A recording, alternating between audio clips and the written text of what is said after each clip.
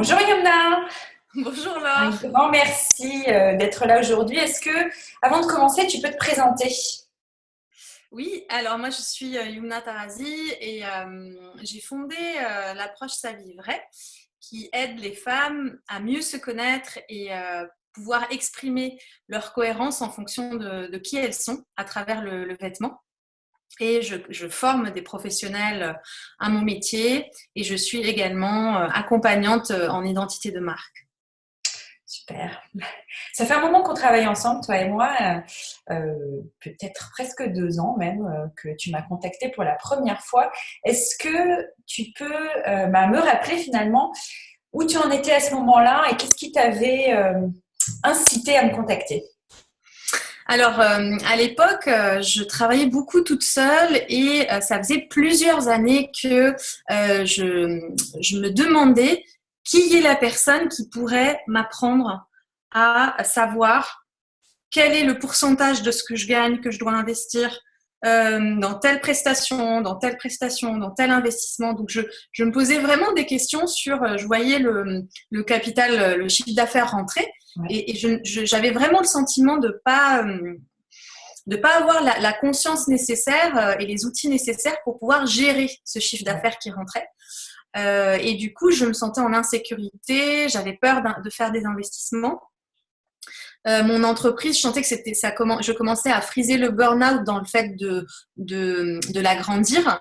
Donc, je voyais qu'il y avait une croissance, mais cette croissance-là, je voyais qu'elle commençait à frôler le burn-out pour moi. Et je me suis dit, c'est pas possible, il y a un autre moyen de faire. Et je me disais tout le temps, mais qui est cette personne qui peut m'aider? C'est pas un comptable, c'est pas une business coach, voilà, jusqu'au jour où mon amie Marjorie Lombard m'a dit, bah, si, je connais la personne, c'est Laure Matsukis. Voilà. Donc j'étais, voilà, à une période, j'avais ces questions beaucoup. Ouais.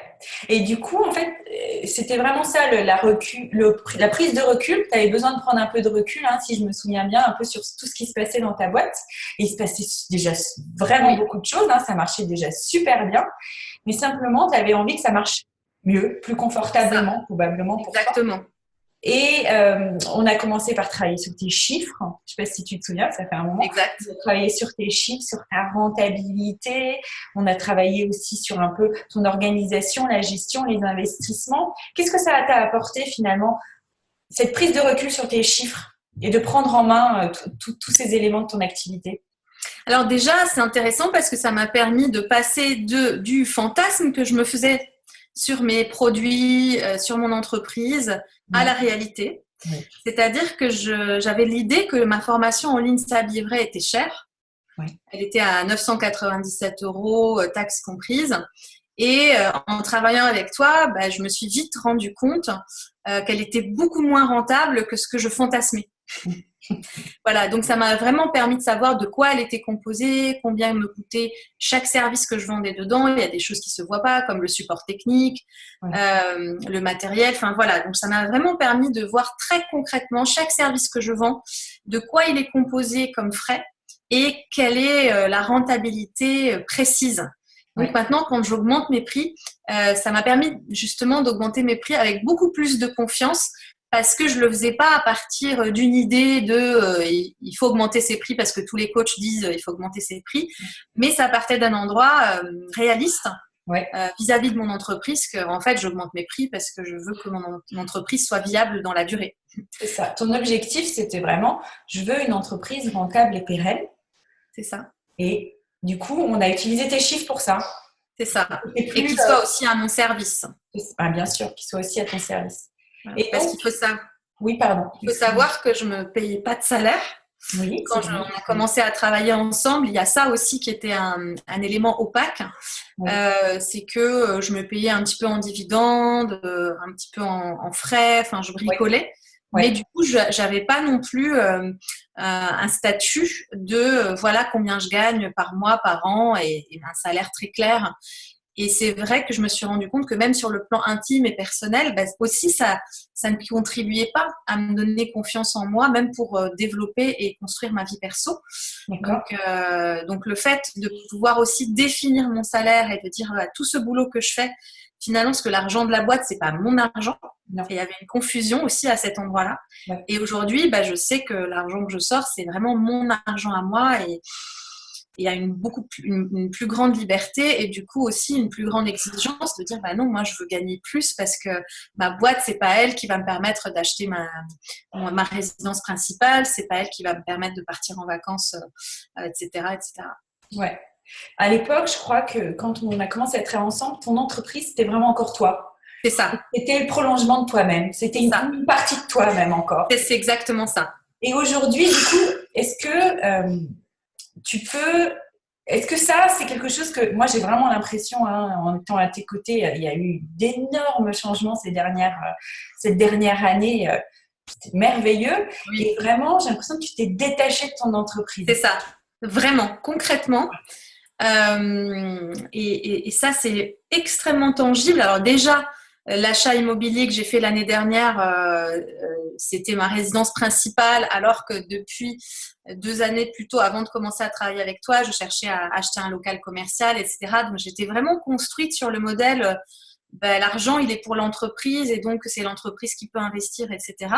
Donc, même psychologiquement, même si l'argent n'a pas changé de camp et que c'était le même argent, j'ai quand même pu investir dans un investissement perso. Donc, c'est voilà. Et aussi, là où je me suis détachée, c'est que le fait d'avoir plus de visibilité sur les chiffres et de là aussi du chiffre prévisionnel également, donc le chiffre aujourd'hui et le chiffre vers où je veux aller, eh bien, ça m'a permis d'embaucher plusieurs prestataires pour pouvoir déléguer des métiers qui n'étaient pas du tout les miens, même si aujourd'hui je continue quand même à faire 5-6 métiers, mais avant j'en faisais 15 ou 20. Ouais. Donc, ça m'a permis de déléguer des vrais corps de métier. Et ça fait 1 an là que j'ai démarré à avoir de plus en plus de monde dans l'équipe. Donc, il y a 2 personnes qui m'assistent régulièrement et il y a au moins 5-6 personnes, dont tu fais partie d'ailleurs, qui sont en prestataire externe que j'appelle, qui nous accompagnent sur différents pôles de développement. Et ça a permis à la boîte de croître. Et là, je dis la boîte, donc ce n'est plus moi. Et je suis vraiment passée de la coach auto-entrepreneur à chef d'entreprise. Oui. À l'intérieur de laquelle je suis la chef d'entreprise, qui a la vision, qui mène le bateau, et aussi une formatrice de Sablier Vrai. Tu construis ta vision au quotidien. Moi, en étant à tes côtés, c'est vraiment ça que je ressens. Tu as créé une entreprise qui porte ta vision. Et du coup, tu as une équipe aussi qui t'aide à construire cette vision au quotidien. C'est ça. C'est quand même incroyable. C'est ça. Ah non, mais moi, j'adore le travail que je fais avec toi. Je suis de nature enthousiaste à la base, mais si j'enlève l'enthousiasme et que je reste vraiment à un niveau, on va dire, très rationnel, en regardant les résultats et la démarche qu'on a faite, je dirais que c'est un travail sur la durée. Pour moi, c'est vraiment un partenariat qu'on fait ensemble. Parce que je sais que je peux aussi m'appuyer sur tes compétences dans la durée. Oui. Parce que tu as un métier que je n'ai pas et même si tu m'as appris énormément de choses, déjà, on aurait pu s'arrêter à la première tranche de l'accompagnement où on a juste fixé la rentabilité de chaque produit, ce qu'il fallait augmenter, comment m'organiser mon salaire, quoi investir et où. Je pourrais recalquer ce modèle-là, sauf que très vite, il y a des grains de sable, il y a mes anciennes manières de fonctionner, etc. Et moi, c'est un grand allègement de me dire, non, il y a Laure, c'est son truc, et donc je sais que je peux te poser toutes les questions. Et là, le fait de faire le suivi après toute la mise en place, de continuer à faire un point trimestriel, c'est un jardin, il faut l'entretenir, quoi. Le jardinier, on ne le fait pas venir une fois par an, on le fait venir à chaque saison. Et les chiffres, c'est pareil, c'est comme des jeux. Il faut piloter au quotidien. Voilà. Donc, tu es une jardinière des chiffres, tu vois. Voilà, ça, j'aime bien ça. Je suis dans mon salon. Jardinière des chiffres. C'est poétique. C'est poétique. Je crois que vraiment, c'est un véritable partenariat entre nous deux, un vrai fit. Moi, j'adore travailler à tes côtés et dans ton entreprise. Et c'est vraiment ça, le partenariat. Mais alors, c'est marrant parce que beaucoup d'entrepreneurs, peut-être aussi même dans le bien-être, dans la contribution, ont peur des finances. Oui. Il y a aussi des fausses croyances et aussi une mauvaise idée de ce que ça peut être. C'est mal. Et puis, il y a le stress. Toi, tu as vraiment réussi à passer outre ça et c'est quelque chose que tu fais naturellement aujourd'hui. Est-ce que tu as un message pour ces entrepreneurs-là qui ont peur de prendre en main leurs finances? Parce qu'il y a tout un tas de fausses croyances autour. Exactement. Et c'est dommage, parce que ces fausses croyances, elles empêchent justement le talent de thérapeute, de transmission, toute cette générosité qu'on a à donner. Le fait de se dire que les chiffres, c'est autre chose, ou alors de se dire que les chiffres, il y a aussi la croyance que c'est mal, mais il y a aussi beaucoup d'artistes ou de thérapeutes qui ont la croyance que les chiffres et eux, ça fait deux.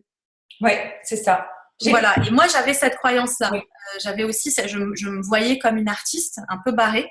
Ouais. Et les chiffres, j'étais à milieu de me dire qu'un jour, je saurais interpréter des chiffres et m'appuyer dessus. Et ce que j'ai découvert dans le travail avec toi, déjà, tu vulgarises, tu m'as rendu le travail accessible. Et ce que j'ai découvert, c'est que j'étais vraiment scotchée de voir que de faire ce travail avec toi sur les chiffres, ça valait 1 milliard de stages sur les croyances, sur débloquer les croyances sur l'argent. On reste, alors c'est nécessaire parce qu'on travaille sur le niveau émotionnel, mais là, en fait, la sphère de l'argent, elle est composée de différents niveaux. Il y a la partie émotionnelle, il y a la partie énergie, croyance, et il y a la partie chiffres. Ouais. Et la partie énergie et croyance, je sais que les thérapeutes, ils ont beaucoup tendance à travailler dessus et à aller suivre des stages parce que comme le monde du développement personnel est connu pour eux, donc ils vont aller chercher dans ce même milieu connu un travail sur l'argent, mais il manque le travail sur les chiffres et ça, c'est pas avec un comptable qu'on peut le faire. Et moi, ce que ça m'a permis, en fait, c'était extrêmement...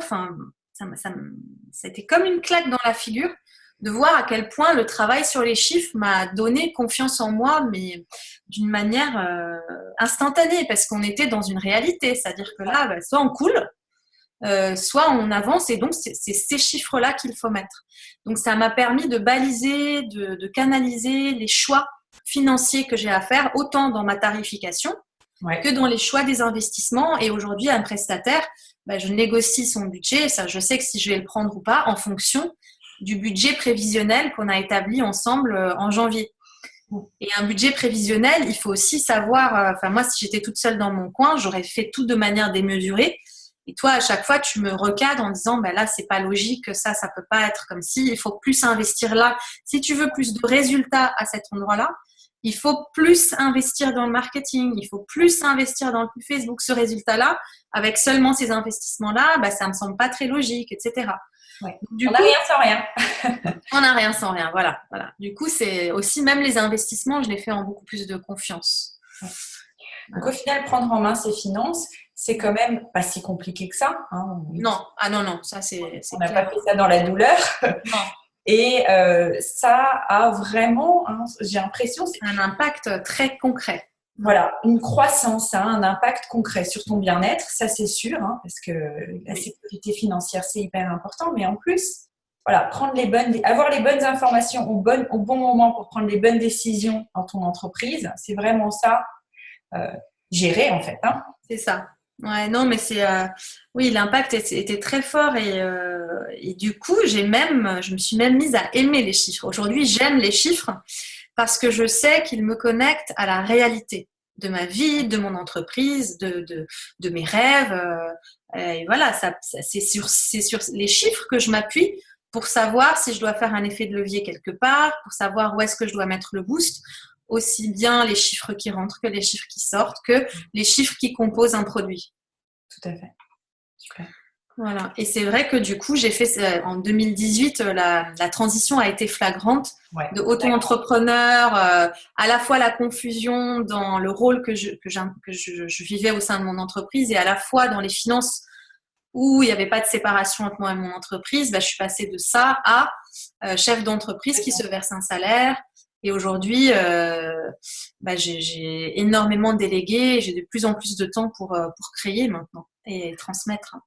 Franchement, mais quel chemin parcouru, tu te rends compte ? Mais c'est énorme. Par exemple, là, je me rends compte que je passe quasiment plus de temps pour répondre à mes mails. Et ça fait 10 jours que je m'en rends compte parce que maintenant, ils sont 2 à répondre aux mails. Il y a 2 types de mails, donc c'est réparti chez les 2 personnes. Moi, j'en ai plus que... Donc, mes assistants, ils ont des mails comme ça à répondre et moi, j'ai plus que quelques tout petits mails à répondre, quoi. Tu te concentres sur ce qui est vraiment important pour toi et ce qui est vraiment important pour ton entreprise aussi. C'est ça. Vraiment les 2. C'est ça. Incroyable. Ouais. Ah non, mais c'est magnifique. Imagine avec toi, j'ai acheté mon appartement. J'ai pu prendre plus confiance sur les autres parce que du coup, les chiffres, j'avais plus la peur puisque je savais. Il y avait vraiment la clarté, la transparence sur qu'est-ce que je voulais faire de mes chiffres. Donc, tout était étudié. Et du coup, je peux vraiment m'appuyer sur les gens sans être suspicieuse à leur égard, étant donné que moi, c'est très clair dans ma tête. Donc, je leur dis ce que je veux, ce que je leur donne, et en contrepartie, je sais que je peux m'appuyer. Et ça, waouh, enfin, là où je faisais plus confiance à personne parce que je savais moi-même pas comment je faisais confiance. Bien sûr. Voilà, donc c'est le mot confiance, tu vois, qui revient énormément. Donc, je pense que j'ai découvert en fait que la confiance en soi et en son entreprise, elle vient pas de notre expertise, elle vient vraiment de s'appuyer sur les chiffres, quoi. On peut avoir la plus grande expertise du monde si on n'est pas assis sur la réalité des chiffres. C'est ça. Et c'est d'être assis dans la réalité qu'on prend confiance en soi. Moi, je le vois. Et la réalité, ça peut être aussi d'être sur le terrain. Moi, je le vois, mes élèves qui sont... Parce que maintenant, du coup, forcément, je contamine mes élèves. Quand je leur enseigne la formation S'habiller vrai, il y a une journée que je vais consacrer juste à la tarification. Super. Tu vois ? Et là, je prends genre le début du début de ce qu'on a fait ensemble, je leur fais juste faire le calcul de leur charge perso. Ouais. Je leur fais faire le calcul de leur charge pro. Ouais. Et à partir de là, je leur dis, OK, quel est le tarif que vous faites aujourd'hui ? Imaginons 600 €. Tes charges sont de combien ? 1900 €. OK. Donc maintenant, quel est le prix que tu vas mettre ? 2500 €, mais personne ne l'a acheté. Voilà. Et là, on passe à est-ce que tu veux que les gens l'achètent ? Est-ce que c'est ce métier-là que tu veux continuer ? Etc. etc. Et donc, j'ai des élèves qui repartent avec des prix 10 fois plus élevés que ceux avec quoi elles sont arrivées, mais tout simplement parce qu'elles avaient démarré très très bas en fait. Et parce que c'est basé sur quelque chose de tangible. Hein. C'est ça. Donc maintenant, il y a le cercle vertueux qui fait que moi, à mon tour, je contamine les personnes que j'accompagne, qu'elles aient vraiment la base. Et après, si elles veulent aller plus loin, je les envoie chez toi. Donc, merci Youmna. C'est pour ça, tu vois, je trouve ça c'est un partenariat dans les 2 sens. Ouais, c'est un véritable partenariat. Mais oui, je suis complètement contente d'être à tes côtés. Donc, merci beaucoup. Mais je t'en prie, et vraiment le message, pour vraiment transmettre ce message de manière concise, si vous êtes entrepreneur à votre compte, que vous soyez coach, thérapeute, même artiste. Enfin, moi, je crois beaucoup aux artistes entrepreneurs. Si vous croyez en votre valeur, si vous croyez que ce que vous avez à donner dans le monde, à contribuer, que c'est important que ça puisse se diffuser, si vous avez envie d'en vivre. Alors, c'est même pas avoir envie d'en vivre, c'est qu'on a l'obligation d'en vivre. Parce qu'une mission de vie, quand on ne la fait pas, quand on ne la suit pas, c'est comme dans le chamanisme, on tombe malade, on est en train de dévier de sa route, il y a des choses qui viennent nous entraver. Et donc, on a l'obligation, en fait, de vivre de sa mission de vie. C'est ce qui va nous permettre de nous épanouir comme une fleur, de grandir. Et pour ça, il faut qu'il y ait derrière une entreprise. Et je pense que même des métiers comme le tien sont extrêmement rares parce que c'est très rare pour moi voilà, peut-être vous êtes une petite poignée en France, j'en connais pas d'autres que toi, mais ce qui est sûr, c'est que ça court pas les rues. Moi, j'ai mis 3 ans à te connaître et on dit que quand l'élève est prêt, le maître apparaît. Donc, si vous voyez cette vidéo, c'est que sans doute le maître n'est pas apparu par hasard. Merci Youmna, merci beaucoup. Et à très bientôt, puisqu'on se retrouve bientôt. Ouais, à très bientôt. À très bientôt. Bye.